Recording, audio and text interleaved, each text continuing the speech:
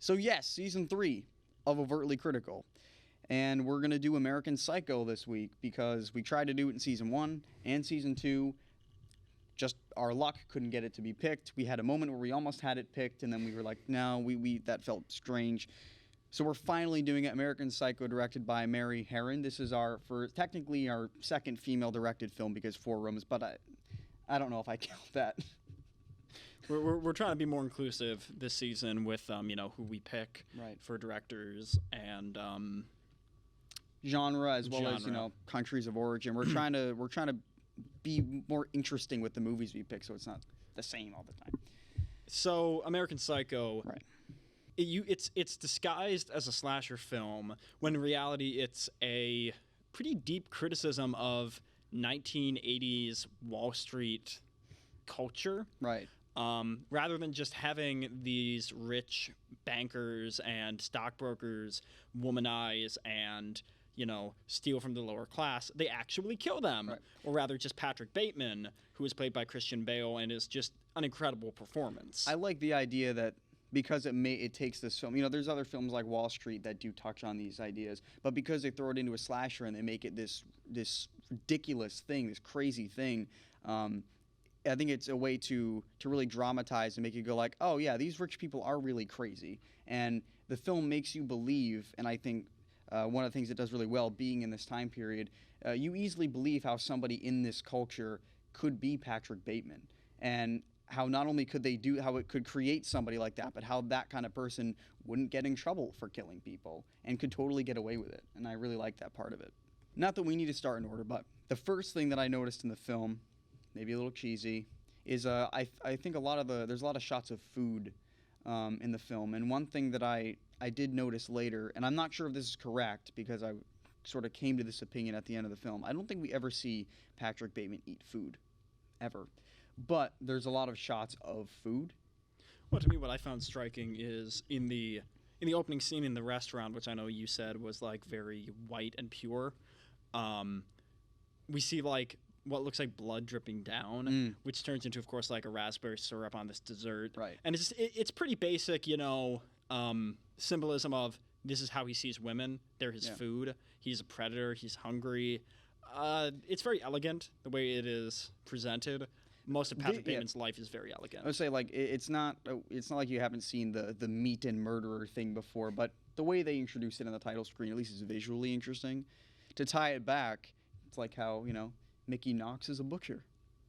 Oh my God, we're talking Natural Born Killers. Can't get away from it. There is a T-shirt that has Mickey Knox, Patrick Bateman, and should know his name, but I can't remember his name from Clockwork Orange. Alex. I'd buy that T-shirt.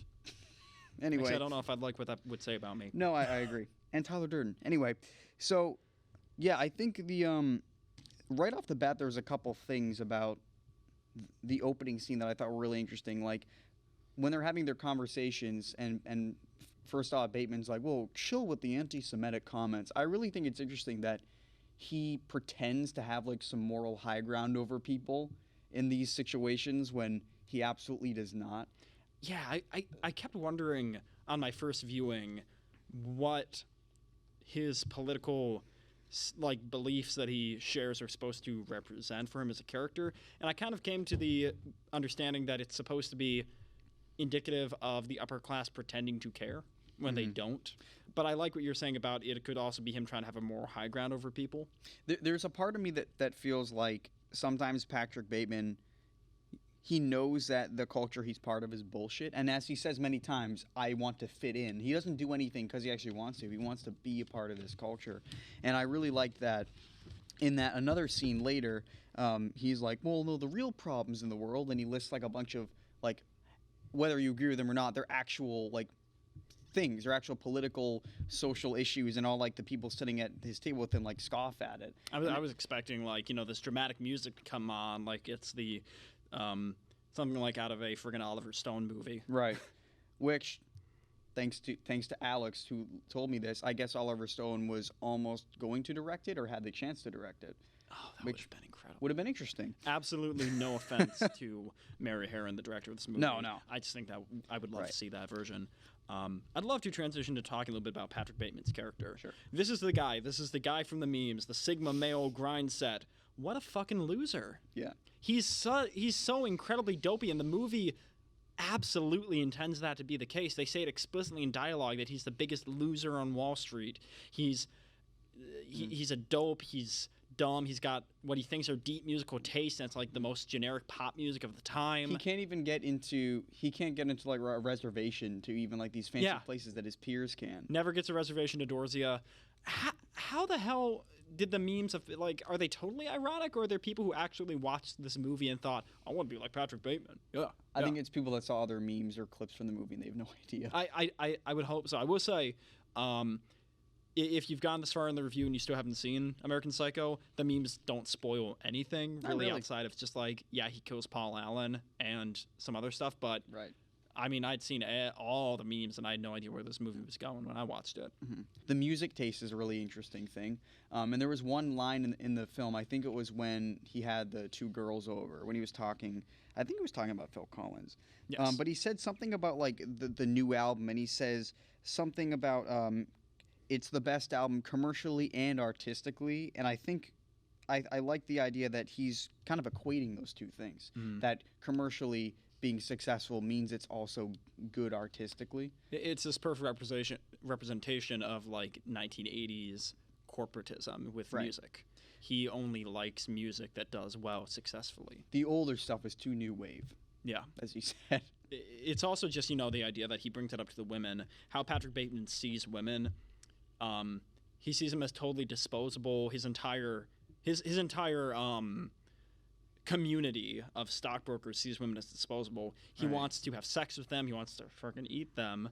He wants them to eat each other. And he wants them to be interested in him, and they're totally disinterested in him. Like, where he's like, do you like the apartment? And they're like, it's really great. Or, do you want to know what I want to do? And what do they say? They're like, not really. It's so good. You can tell he's very insecure about himself. And like I mean, I guess we can't avoid talking about the card scene, which is another great example of like that scene is such a good example of like how not only just useless and like wasteful the white collar lifestyle is, but also how bland it all is. It's like the off color of white. Oh my god, the subtle off white coloring, even has a watermark. It's so dumb. That's it. It's just dumb, but it's great. But he's really offended by it. Which is, and that's like what makes him want to kill Paul Allen too. I know. He says the words "just say no" twice in the movie, which, if you know, that was the huge, Nancy Reagan thing about drugs. Just say no, and he said that a couple times in the movie very explicitly. Might be a stretch, but it's still funny. Yes. He also says at the end, I don't want to get to the end, but he says, "I'm a happy camper," which is not something people say anymore. I say it occasionally. You don't count artichoke? No. That's true. Yes. I'm from the last century, I know. I think. I didn't write down the opening scene. Well, not the opening scene, but the second scene where it's his morning routine. For someone who thinks he's like this ultra masculine, desirable person, he like puts more. Let me preface this by saying this is a stereotype, but he puts more effort into his appearance than like women do or stereotypically gay people do, and he cares so much about like the moisturizer he uses and the mask and the crunches he does. The deep pore cleanser. My God. Well, yeah, and also it's hilarious. I really love that scene. That scene is like every element is there. Because they cut from the scene of him at the bar where he's like, "You ugly bitch," and whatever. But then after that, they cut these really slow moving camera moves throughout his apartment. It's all very particular and calculated. The music sounds like a fucking Apple commercial. Everything is white and black, and it's like.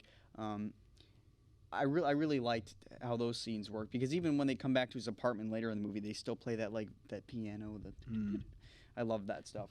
That just reminded me how like Patrick Bateman's media tastes are so crap and surface level as a character. He has a friggin' Les Miserables poster above his toilet, which is like the most beautifully ironic thing I've ever seen in a movie. Even like and we talked about his musical taste, but like what he watches is pornography and slasher movies, which is funny, but also just says a lot about his character that he pretty much likes. He likes very, I don't want to call Texas Chainsaw Massacre basic because we're doing that this season.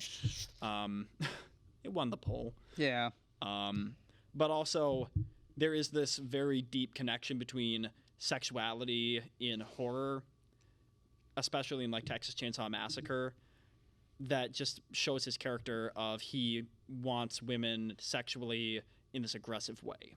I also love how I hate every time I use this word now. Overt. Oh my god. I can't say it anymore. Like, he doesn't even try to hide the fact that he's controlling. When he goes out to dinner, he's like, you're going to have the blah, blah, blah, or you're going to do this, or you're going to do that. He's like, that kind of thing was really interesting. It's not even just in bed he's doing that with people. It's like, you're going to order this for dinner. He is completely oblivious to the fact that women are people. Yeah. And to me, I don't think this movie would have been as good if it was made by a man. Because it was written by a man, but I would love to read the book. I was just having that thought of how much of this was taken directly from the book and how much of this is Mary Herron putting her creative lens onto the source material. I'm sure she But did. there's so many things that, you know, a female person understands about the male-female dynamic that I don't think you would get in the male version of it. Right. I think there's a huge... I don't know if there's too many other little details we can talk about, but I would really love to get into our difference of opinion and maybe I just have this difference of opinion because I want to have a discussion about it and a debate about it. This film is kind of notorious for being like one of those movies where it's like, oh, I get it. Where I think that's kind of a good testament to the movie as well, where like if you have to watch a plot a couple times, then you have to really think about it. And then if you say, I get it, and if different people can say they get it and have different opinions, I think that's to the story's credit. Because you think you have it figured out, especially with the last scene with the lawyer.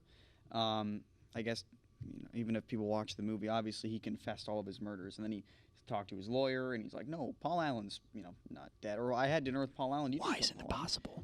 You stupid bastard. Why not, you stupid bastard? I think that he killed everybody. I think it was all real. I'm going to stick to that opinion because I think it makes sense for how I view the movie, but I want you to give me your opinion on what does it mean? My theory for the events of this movie, it's not so much of what I think the movie's about or what it means, on like a deep thematic theory level, but I don't think Patrick Bateman killed nearly as many people in the movie as is shown. I think maybe a few of them he killed, but I think definitely like the scene with the chainsaw, I think that was totally in his head.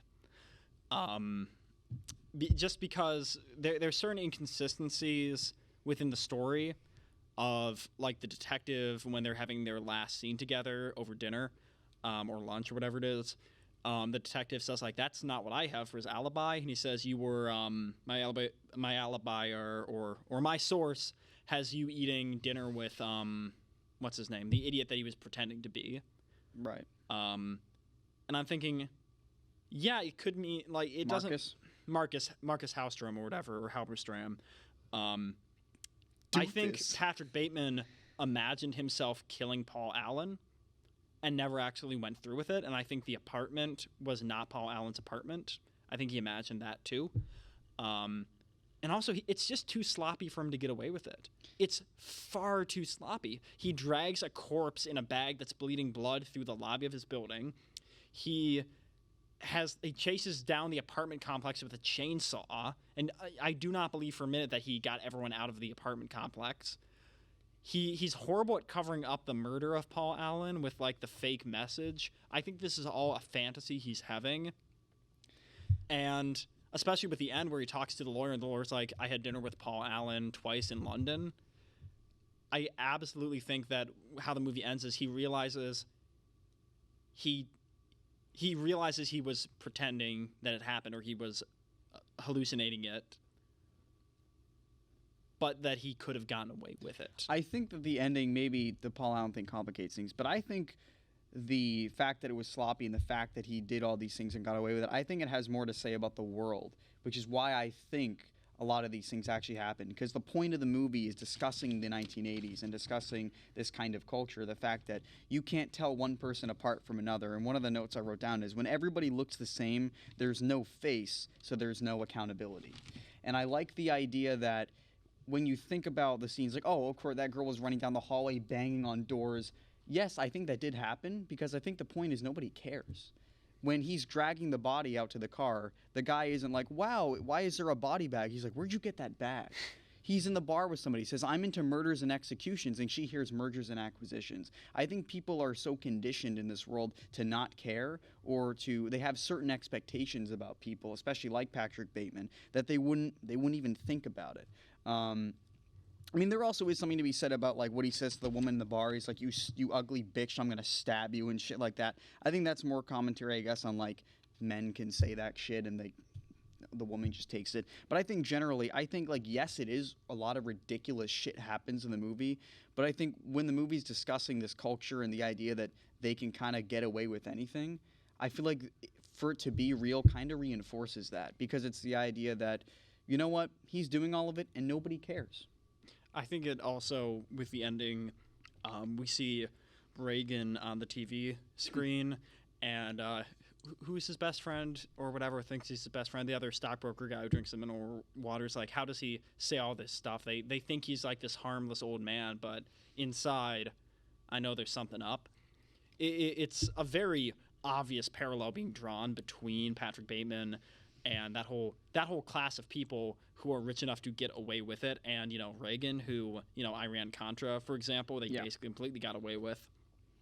And I don't think it really matters either way whether he killed the people or not for real in the movie, and I don't think that people should get caught up in that theorizing, because that's not the point. The point is, either way, he got away with it, or he could have gotten away with it, and it just doesn't matter. He's not going to be held accountable for anything. His confession means nothing.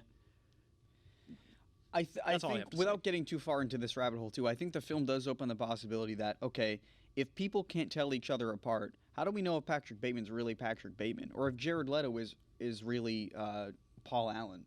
Like, that also opens the door to the fact that, like, maybe... I also had a theory that, like, what if Patrick Bateman was actually Paul Allen, and, like, that was his apartment the whole time? There's a bunch of theories that I've seen people have said about the movie. But again, I think the fact that you can have all these theories reinforces the idea that they all look the same, they're all like the same person, and there's really no individuality at some point. I think the fact that I had very few technical notes is honestly a testament to how involved I was in the story, because, I mean, obviously when I watch a movie and when you watch a movie, like, we can't help but be like, wow, look at how they lit that, or like, look at how they framed that. I was very caught up in this movie that I wasn't noticing a lot of that. I think I noticed, like, a lot of the framing wasn't that exciting, and I think that's the point. I think, like, there's, like, lots of headroom and lots of, like, kind of center framing, and I think that has to do with the environment, maybe the corporate environment. They're in this bland building, and it's just everything's the same. And the only other thing I noticed about that was, I think in the Paul Allen scene, I really paid attention to how they framed both Patrick Bateman and Paul Allen, where it's really close on Christian Bale's face. And I kind of saw that as, like, his back was against the wall a little bit, and they gave Paul Allen a lot more space from the camera. But that's really the only things I noticed. One thing I noticed with the cinematography, I would say I agree overall that it didn't really jump out to me in any way. That doesn't mean it's bad. It was just kind of, you know, invisible. They do a lot of over-the-shoulder shots of Patrick Bateman, which really reinforces his point of view, right, that we're seeing the movie through his eyes, and we're entering this world through his character. A lot of center frame shots on him as well, slow push-ins. They also do a lot of cut-ins on things he notices or pays attention to, like the strand of hair, the axe, when he wipes the stuff off his counter really fast. Yeah, I don't have a lot to say on the cinematography technical elements of this movie, but that doesn't mean it was bad at all. I also have another thing I want to say. This is going to be my closing note for this, because I just remember that I put this down. At the ending, so there's 2 times in the movie he goes to an ATM. The first time, he's in a trench coat, he goes to the ATM, and he sees the homeless guy, he kills the dog and the homeless guy. The second time he goes to the ATM, he's wearing a different colored trench coat. There's a cat. He doesn't kill the cat, and for some reason my brain tried to make that connection, like, oh, maybe that means that from now on it's fake. I don't know, because we only saw him at the ATM twice. Well, I think the more obvious thing to notice there is that the ATM says, feed me stray cats. Yeah. That, sort of going back to our discussion of was it real or was it fake, that's another big piece of evidence to me that shows that the way Patrick Bateman sees the world is, what's the term? Yeah, illusory. Thank you, Dan, from behind the camera. And we both kind of recognize that there's also like nobody in the city at night. Yeah, exactly. When he goes on his rampage of killing people, there's no one there. This is New York, right? Yeah, friggin' New York City. Even at night, New York City is bustling. I mean, they call it the city that's never slept, but anyone who's gone there, it's very obvious. We should know. We should know. We went to New York. We went to New Jersey. But also other details like when Jean, her name's Jean, right? His secretary, when she goes to look through his notebook when she's like really worried about him, I think that's kind of like that shows how he was fantasizing about all this. He draws it out. He doesn't really act it out. When he tries to act it out, like with the nail gun and Jean, he gets a call from his fiance, and I almost think that makes it too real to him. Because he has moments where, he's very misogynistic and very much dismissive of the women in his life, like with the woman he's cheating on someone with. But he pretends to at least care about them. And I think in that moment he was like trying to like, I'm going to actually do it. I'm going to kill someone. And when he looks around the fridge to see the head in there, I don't think that's really there. I think that's him imagining it. I think he gets a call from his fiance, and that makes it too real, and he's like, I can't do this. That's one thing I wondered about the scene with Jean, where it's like, this is like the first time he does not kill somebody. I think from a viewer perspective, the story standpoint, I feel like it makes sense. Like, oh, this is the girl that we know the most about, so like they're not going to be that mean. But it's like, what is the reason for that? And I could see the perspective that like maybe this is like actually the first time that for real he was going to kill somebody and he couldn't draw himself to do it. So maybe that was like the only time that we actually saw what was happening. I'm not sure. But I think this is kind of an aside. I wouldn't be surprised if this was completely unintended, but you and I both noticed that the backdrop of the office building is very fake. And it could be budgetary constraints. It could have to be a technical constraint. Yeah. But maybe it's more evidence to suggest that the way he sees the world is an illusion. Oh, man, it is morning. Oh, what the? Hey, guys, what did you get I'm going to here? slap you, silly. I'm so sorry. Actually, it's 12:37. Yeah, it's my regular wake-up time. Okay. That's true. Hey, guys, this is the audio section. Welcome back. Season 3, oh, my God. Has it been that long? Yes, it has. And this movie, oh, my God. First time seeing it blew my mind. There's so many elements I want to bring up, but, I mean, I'm going to start with, his apartment. It kind of reminds me of a tutorial video. That's exactly what I was thinking with like the piano, like I was saying. The Apple Store. I kind of saw it more as like a medical ad, and especially like considering he's like a psychopath. That's the first thing I thought of is like, a YouTube tutorial specifically on, I don't know, his life. It contrasts. YouTube tutorial on how to be a upper class piece of shit. Well, there's people in the world that actually like that routine, that like the makeup routine. They're like, oh my God, that's like so. I love that. I want to do that. But what? Sponsored by Jeffree Star. I want to ask your opinion on one scene in particular. Very famous scene. A lot of people talk about this. The credit card scene, or not the credit card, the business card. Business card. Vistaprint. The sounds to me in that scene just added so much, and I want to know your thoughts on that. Well, the first thing that I can think of off the top of my head is that if you're talking about the scene where everyone just pulls them out all like one at a time with the clip sounds, like, yeah, it's so aggressive. It's not just aggressive, it's like, oh, I'm so important, check this out. What it almost sounds like is like they're drawing swords. Right. Oh, yeah. Oh, definitely. Like they're unsheathing their sword, like they see themselves as some warrior. And it only makes it that more ridiculous that it's their stupid business cards that'll look the same. It's the most inane shit on earth. I mean, as well, you mentioned swords, and it's like a position of importance. That's the whole role of like a knight in a medieval castle. You are the one who takes the command, goes out with your army, and kills people under like the service of, say, the king or the queen. You have that shiny armor. You're important. That's exactly what I was thinking. And they're not. They're assholes in business suits with shitty cards. A alleyway murder scene with the black guy, the homeless man. So I kind of wrote this down a little early, but I wanted to like bring some attention to it. Now, it's not all audio that makes this scene amazing. First off, like, nighttime in the city when it's disgusting. I'm not a city person, although I do like the city. The smoke machine. Let's rewind that. Yeah. I love the city, not a city person. I'm not a city. I wouldn't want to live there. What do you mean by you're not a city person? I don't know. Something about nighttime cities just Anyway, tick me off. Dan, tell me about the alleyway. I love the build up to it, especially with it's the first moment in the film with the menacing strings playing the off chords in the background.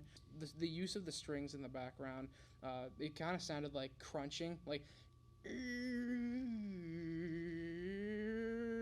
you have the smoke machine in the background with all the nighttime city elements too, like dogs barking, metal clanging for some reason, and sirens. Police sirens always make it like a crime scene. It creates this very immersive element. Yeah. Immersive environment. That most like shows involving crime or murder or death happen to have usually. Dog not barking for long. Anyway. Okay, that was sad. I cried at that. Actually, one thing that I would like to say about that, from an audio perspective, the pounding sounds of like his kicks made that so much more painful. Not just even the screeches, I was like, oh gosh.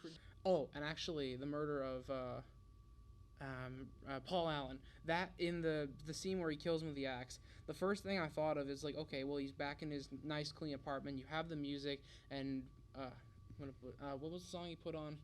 Hip to be square. Hip to be square. Yeah. Like Huey Lewis and the News. I kind of felt like in the murder scene specifically when he's playing that music, that's like the part of me that feels like he clearly states like when you shake my hand, you probably think we have similar lifestyles. Like I think he knows the world he's living in is bullshit, and for some reason I saw him killing Paul Allen with that super 80s music was almost like him killing his own culture in a way. Like he knows that like the world he's in is absolutely meaningless and stupid, and he's like, you know what, I don't know. That's what I saw of that song. It's Hip to be Square. Like more criticizing Jared Leto's character. I don't know. There's one scene I'd love to talk about that kind of ties into that. When he drops the chainsaw on the Christie, the prostitute, it gets very quiet after that moment. After the loud, bombastic, scary string music that plays, it sets a barrier in a way. It's dead silence. Yeah, I almost feel like that's like his moment of, if it's real or not, thinking he's gone too far, because then he breaks up with his fiance in the scene immediately following that, and I wonder if that was him realizing that like he doesn't want to do this anymore, or that he can't keep getting away with this. I think it's like the first time he murders somebody where like, because it's not that the homeless murder wasn't horrifying, but like it's almost easy to like laugh at when he kills Jared Leto, not just because Jared Leto's character in the film is also not a good person, but it's like when the music is not there, you're forced to actually deal with it, and you're like, oh, he just killed somebody, and there's not this like fun jumpy music accompanying it. It's like, it's oh pure, shit. It's as pure horror as the movie gets. It's foreshadowed by him watching Texas Chainsaw Massacre. It's almost like this is where he fulfills his fantasy. And in a way, we're foreshadowing our show. I swear. I guess this is kind of an audio thing, because fuck it. It is. That's what I was thinking. Well, no, I was going to say something else. I was going to say I like that Christian Bale is English because it makes his American accent so American and so stereotypical that it kind of fits with his character a little bit. Yep. Okay. The last thing I want to talk about is like the lawyer confession scene. Yeah, I will say that. Let's talk about that. Now, I don't know about you guys, but the first time I watched this, and especially when what struck me first was when the lawyer made no facial expressions when taking in all this information. It's like, I don't think he's really emotionless. I think he's stone-faced. Like he says, I don't think that's funny at all. Of him trying to be like, we shouldn't be talking about this, or like, I'm letting you get away with this. Shut the fuck up. Yeah, there's also an element and then he's like goes, and has the moment of realization of, oh, I get what you're saying, and realizing that he realizes he didn't do it. Either way, it works. Right. It's tone quality. That's the part of this that's audio. He's the only person throughout the entire film up until this point that I feel as if talks like very seriously, and when he like hears someone else, it sets in like a reality stance, and it's like it's portrayed so well, and I applaud all the people who recorded these voice lines and everything for how they delivered it. And I don't know. I haven't really seen any other movie that's had better voice delivery. for all these lines. They're perfect. They're freaking perfect, and that's what I love about it. Christian Bale does well. All right, well, thank you, Dan, for coming on and talking with us about audio. And let's get back to the lesson for the movie. Yeah, see you guys. I'm going to go back to my apartment. All right, folks, and we are back from the audio section. I mean, we didn't move. We're still here. To your perception, it was just a jump cut, and no time has passed whatsoever. We are glued. We are. My ass is actually glued to this chair, and I'm going to have to deal with that after the show wraps. What did we learn? Something. Something from this movie. Would you like to start with your lesson, Ryan? Yeah, sure. So I actually like coming up with the lessons because I think it really challenges me to like force what I can take away from the movie. And this is a thought that formed like kind of this morning. So I thought the importance of setting, because I feel like this is something we don't talk about a lot. I think Speed, I had some comments about it, but I think how important setting is to the story, because American Psycho, like I said, it takes this sort of tired genre by at least the 2000s, the slasher genre, but what it does is it throws it into a historical time period, being the 1980s, and I think that the time period lets it inform the conventions of the genre, how they do it in the story. So like putting it in the context of a time period that people know or people lived in, I think allows us to better connect with the story and that genre, but it also lets us better understand the time period as well. And I think that, you know, a slasher, like somebody that kills people, okay, that's not really that interesting, but it's like somebody in the 1980s that kills people. That it's putting it in a context, and it's trying to give us a reason, you know. I think it's just also the applicability of genres too. It's like you could have started this film with the idea of, I want to make a movie about the 80s. Okay, what genre is the best for it? Or you could have started, I want to make a slasher, and then you pick the time period. I think they play off of each other really well, because, you know, this movie is not known for being a film about killing people. It's about a guy from the 80s who's rich who kills people. So I definitely would say I don't think this movie would work if you set it in another decade, because it is so tied to that time period and that viewpoint, the worldview of the people that Patrick Bateman is part of. Or they would have to justify it differently, because like the yuppie culture, it works so well with this kind of this slasher convention, or this archetype, I guess you could say. So my takeaway from this movie was, I've been sort of alluding to it throughout the entire review here by making little references to Patrick Bateman's voiceovers, is the narration. How they used the narration of Patrick Bateman, his voiceovers, to create and strengthen his point of view. Because we entirely, with the exception of one scene, see the movie through Patrick Bateman's eyes. I mean, it's not literally a first-person camera, but he is our point of view character. And what the narration does is it not only immerses us in his point of view, but it doesn't leave any doubt to the audience of how he sees the world. He gets to perfectly tell us his thoughts that he doesn't have to filter through interactions with other characters. I know you'd said you really liked how he said, like, I was on the verge of tears by the time we got to the restaurant because we would have gotten a bad table. I had a moment of sheer panic. And not only does that really create a great view of who he is and how he sees the world, it's funny as well. Oh, yeah. This narration feels like it couldn't come from any other character. It's not just a testament to the performance of Christian Bale, but also the writing of this movie. Yeah, that was my takeaway. It's a unique voice, that's for sure. So we're going to get into funny notes, I guess, which we're going to do a little differently this season. So we're really all in the hot seat now, so we'll be back with our ending after that. What? I can't... What What oh my the god, hell? you fucking... I didn't even know you had a suit. That's good, that's good. All right, now the real funny notes. Gentlemen, welcome. I'm so glad you've all come here today and you're going to stay and never leave. Talking to you 3. Audience, you can stick around. The title for this one is We're All Just a Wee Bit Crazy, you know? We're all just a wee bit crazy. Is that Alex's Leatherman? Yes. Why are you enabling him? There are so many things I can use a knife for. Make all the cocks become pussies. No! Stop hitting the table. Meat is for everyone. Everyone should just consume meat. All the restaurants just feel like a big Olive Garden. You know, unlimited breadsticks, they're not unlimited. It's going to cost you $50. Religions based. Dude, I am so jealous of these rich people with their Amex Platinum cards. I'm so jealous. Corwin, hey Dan, Yeah. you get a credit card. Do it. Do it. I need Discover money. I find it so horny when I can almost die. I love it when my strippers hold guns up to my head. What? What are you what scene was that? Gets turned on by violence. Stupid Corwin. The morning routine is basically the routine for Ryan, just to go outside and talk to women. What am I dumb? Why am I dumb? I can't even read what I write now. Woan?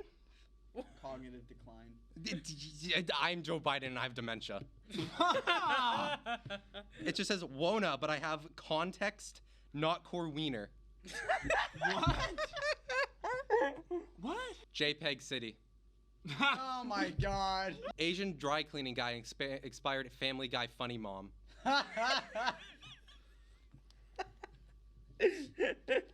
Doing funny moments? No funny mom. Why are all rich guys the same? I'm just saying, they have the same hair, they have the same glasses, they have the same skin. You fuck. Modern, this guys, it's modern, it's all text, it's all looking nice and sexy. But there's no lowercase, so it's actually not a representative of the modern logos. Fuck, is this your breakdown of the card The scene? business card. Oh, no, it's actually size business cards. Why don't you get a job? Boomers wouldn't understand. Why don't you work 2 jobs, boomer? Oh. People's greed for exotic pets, like, you know how Corwin wants a duck. He was gonna steal a duck. He was gonna steal a duck from our school grounds. He was gonna do that. I never stole the duck. I never laid He hands did. on the He duck. actually did. I saw him. I got him in 4K. I never touched the duck. This is slander. You cannot prove anything. This confession means this confession means nothing. Corwin, I hate you so I much can for prove that. so many things. I don't know what you Bad man spreader. Oh, I really love Patrick Dateman's social commentary, and oh my f***ing god! This one just has an action of me doing this. See Paul Allen's card.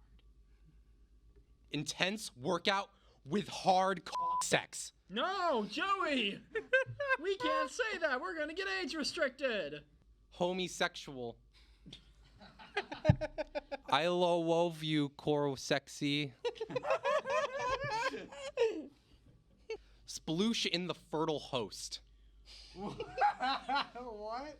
Unprotected. Oh, in the... Drugs, but if I say any type of drug, this will lead to a YT strike. Is it cake? Man Chad versus touchy woman. Fucking touchy little shit. I gotta return some videotapes. Hold on. Finally, America has finally entered the movie. What, fucking Ronald Reagan? Explosions. Oh my god. Well, here's to another season, another, I don't know how many notes I write. Probably I write about like 100 a season, so it's probably gonna be longer. So as for next episode, we're changing the format a little bit this season. So when can they expect to see us again? So we're going to be doing episodes every 2 weeks. We decided as the college students that we are entering our junior year, a little pat on the back to us there for making it this far. You know, it's hard for us to keep up with the weekly episode upload because, you know, we record these ourselves, we edit them ourselves. It was just getting a lot last season, especially for you putting in most of the work for the editing. And also, this gives us the opportunity from like a quality standpoint of we watch movies twice now, Right. which is something we wanted to do since the start, but we just couldn't justify it. And I'm glad we did because I think that gave our discussion a way just deeper level that you just don't get from one viewing. Not only just watching it twice, but also having 2 weeks to let it sit in my brain, I think really helped. So in 2 weeks, you can expect a new episode from Overtly Critical. I think it's going to be kind of a similar movie in terms of time period. Take that as you will. So thank you for watching. Thanks for joining season 3. Make sure to share it and make sure you subscribe because most of you people aren't subscribed for some reason because you're crazy. Like, subscribe, leave a comment, tell us our opinion was terrible. We're fine with it. We will respond to you in the comments. Absolutely. And, thanks for watching and sticking through with the episode. See you next time. Bye-bye.